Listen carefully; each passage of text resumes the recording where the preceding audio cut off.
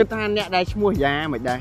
ស្អាតចង់ប្រាប់ថាអូនយ៉ាអូនគឺជាមនុស្សម្នាក់ដែលខ្ជូតស្អាតគួរឲ្យស្រឡាញ់ទោះអូនបកែរោរឿងទោះពេលខ្លះបងតាមចរិតអូនអត់តាន់មែនក៏បងនៅតែមានអារម្មណ៍ថាអូនគួរឲ្យស្រឡាញ់សម្រាប់បងជានិច្ចស្រឡាញ់យ៉ាស្រឡាញ់ប៉ុណ្ណាទៅដែរហើយប៉ុណ្នេះ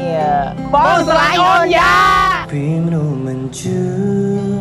រឿងស្នេហាពិនតែព្រមលីខិនបានចោលខ្ញុំជួបចាំរិយាការរៀបក្នុងសួននេះគឺជាបេសកកម្មមួយរបស់កូនតពុនហ៊ុនដែលជិះឡានពីភ្នំពេញទៅខេត្តព្រះសីហនុដើម្បីតែធ្វើរឿងមួយហើយក្នុងដំណើរនេះគឺខ្ញុំមិនបានទៅតែឯងទេគឺយើងទៅគ្នា5នាក់ហើយម្នាក់ទៅសុទ្ធតែមានគោលដៅរៀងៗខ្លួនអ្នកខ្លះទៅដើម្បីញ៉ាំមឹកអ្នកខ្លះទៅដើម្បីចូលរួម concert idol អ្នកខ្លះក៏ទៅដើម្បីតែមើលស្រីស្អាតបងជិះឡានមកពីភ្នំពេញមកដល់កំពង់សោមដើម្បីតែធ្វើរឿងមួយយេអត់ទៀតមិនដឹងថាគោលម្ដងធំដែលខ្ញុំមកកំពង់សោមមកដើម្បីអីអត់ដឹងទេទីទេមើលបងឥឡូវបងថាមកជប់ស្រីបងឯងមកកំពង់សោមដើម្បីប៉ះទឹកសមុទ្រដើម្បីថតរូបអញខ្ញុំមកដើម្បីហូបមឹកអាំងហើយមើលស្រីស្អាតមុខប្រអញ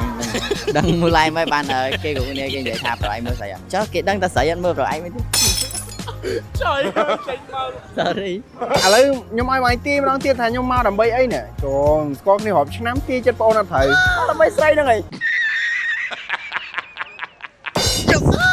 បងប្អូននេះអញ្ចឹងឥឡូវគឺយើងបានមកដល់សមុទ្រហើយអញ្ចឹងថ្ងៃនេះក៏ម្ដងធំតែខ្ញុំមកកំពង់សោមនេះគឺខ្ញុំចង់មកសរសេរឈ្មោះមនុស្សម្នាក់នៅលើឆ្នេរនៅលើខ្សាច់ចង់ដឹងថាឈ្មោះណាគេហើយម្នាក់ហ្នឹងគឺខ្ជូតគួរឲ្យស្រឡាញ់ស្អាតពូកែហើយបើសិនជាបងប្អូនគ្នាបានមើលវីដេអូនេះអ្នកដែលមានឈ្មោះដូចអញ្ចឹងកុំភ្លេចជួយមិនសិនគ្នាម្នាក់មួយផងព្រោះម្នាក់ហ្នឹងគឺពិសេសមែនទែនយើងមុននឹងយើងទៅសរសេរឈ្មោះមនុស្សម្នាក់ហ្នឹងគឺយើងត្រូវតែរកអីញ៉ាំសិនបងប្អូនគ្នាដោយសារតែតាំងពីព្រឹកមកដល់កំពង់សោមនេះគឺយើងអត់ទាន់បានញ៉ាំអីទេនេះបងប្អូនគ្នាជីវិតគឺជា content creator នៅពេលដែលយើងបានរបស់ញ៉ាំមុននឹងបានដាក់ចូលមាត់គឺយើងត្រូវតែទាញកាមេរ៉ាទាញទូរស័ព្ទដើម្បីផ្ដិតយករូបភាពក៏ដូចជាវីដេអូដើម្បីអួតពូខ្ញុំចូលចិត្តអួតអញ្ចឹង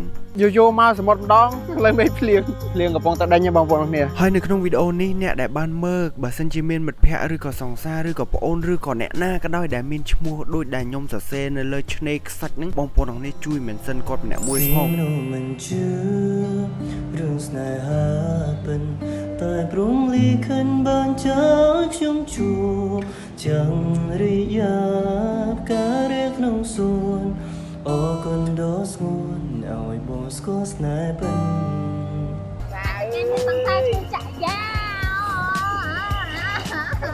នេះគឺជា plan ដែលខ្ញុំខំជិះពីពេញមកដល់សមុទ្រគឺដើម្បីសរសេរឈ្មោះមួយហ្នឹងអ្នកដែលមានឈ្មោះចក្រយាភាគច្រើនខ្ជូតគួរឲ្យស្រឡាញ់បកែអញ្ចឹងក្នុងវីដេអូនេះអ្នកដែលមានឈ្មោះចក្រយាចេញមុខមកបកែងោតិចបកែខឹងតិចប៉ុន្តែគួរឲ្យស្រឡាញ់គិតថាអ្នកដែលឈ្មោះយ៉ាមិនដែរស្អាតស្អាត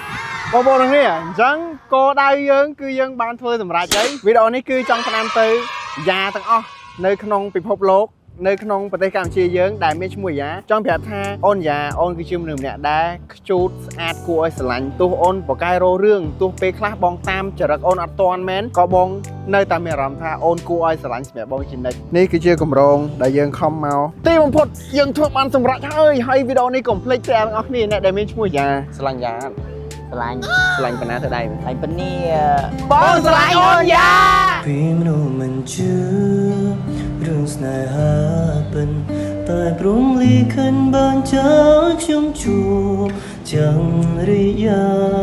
ការរៀបក្នុងសួនចង់ឲ្យជាងសងឯងរៀបរាប់ពីអត្តចរិតរបស់មនុស្សដែលមានឈ្មោះយ៉ាជូតងងក់អៀងច្រើនតិចតែគួរឲ្យស្រឡាញ់ត្រូវរឿងច្រើនតែដឹងខុសដឹងត្រូវចំពោះការងារមុំម៉ាត់ដែរនិយាយទៅល្អអូខេអូខេបងប្អូននេះអញ្ចឹងវីដេអូយើងមានប៉ុណ្្នឹងទេអរគុណបងប្អូនគ្នាដែលបានទស្សនាវីដេអូនេះហើយយ៉ាកុំភ្លេច share វីដេអូនេះម្នាក់មួយផងយ៉ានៅលើពិភពលោកនេះ